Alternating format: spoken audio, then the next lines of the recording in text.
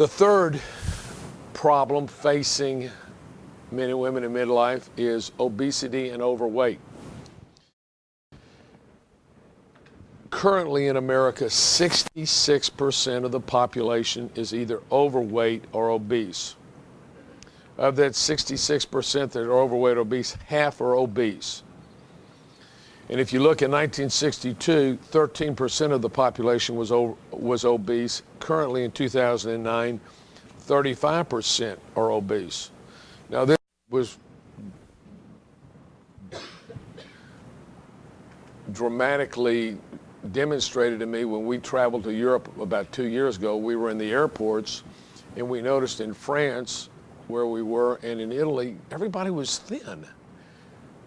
Obesity is only 6% of the population are obese. They drink wine and they drink, they eat bread. How is everybody so thin over there? Well, let me tell you what, portions in continental Europe are much smaller than they are in America. I'll assure you that. Anybody that's gone to Papa's restaurants knows what I mean. If you go to Papa's restaurants, you always have another meal to take home with you because you can't eat the whole thing. And if you do, you end up being in that 66% of people that are overweight or obese. I'll assure you that.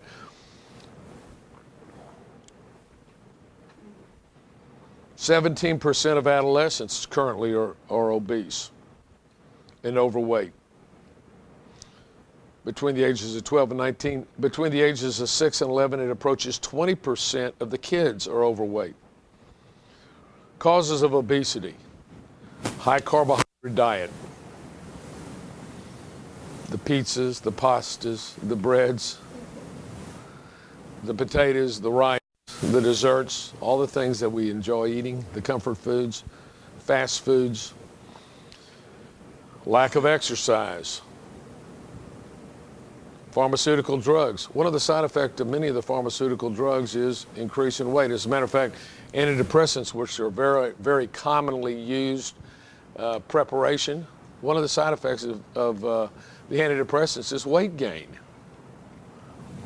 So you're depressed because you're a little bit overweight, so you go take an antidepressant, and now you gain more weight, and you're more depressed, and they put you on more antidepressants.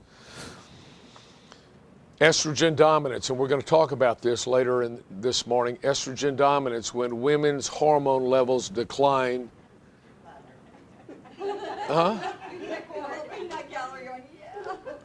When women's progesterone levels fall as they march through their menstrual life, that's the hormone of the second half of the month, estrogen becomes the dominant hormone. Estrogen is what we give the cows when they go to when they're all brought into the feedlots. They give them shots of estrogen hormones and feed them carbohydrates.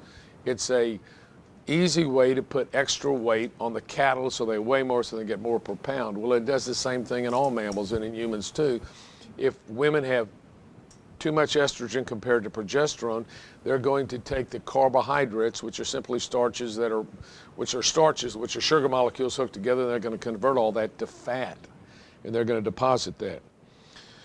When men's testosterone levels decline, they gain weight as well. Testosterone stimulates the thyroid hormone, or enables the thyroid hormones to be activated at the cellular level to keep the metabolism up. Men, as our testosterone levels decline, guess what? Our metabolism goes down, and so we end up depositing the food that we eat and the carbohydrates we eat gets deposited as fat. So we get that midriff, the tube around the belly. In clinical hypothyroidism, hypothyroidism is low thyroid, either at the production level or else at the cellular level. We don't assimilate enough thyroid into our cells, so our metabolism goes down. If your metabolism goes down, your weight will go up. So hypothyroidism is a cause of obesity. And what are the diseases caused by obesity? Well, you get high blood pressure, you get type 2 diabetes, you get heart disease, you get strokes, increased breast cancer and colon cancer, because fat cells produce estrogen hormones, and estrogen hormones are stimulatory hormones, and these can stimulate the growth of cancer cells in our body. Osteoarthritis, carry around too much weight, what happens to your knee joints and your hip joints? Next thing you know, you're in there getting knee replacement, you're getting hip replacements because you're carrying around too much weight. gallbladder disease, sleep apnea, and depression.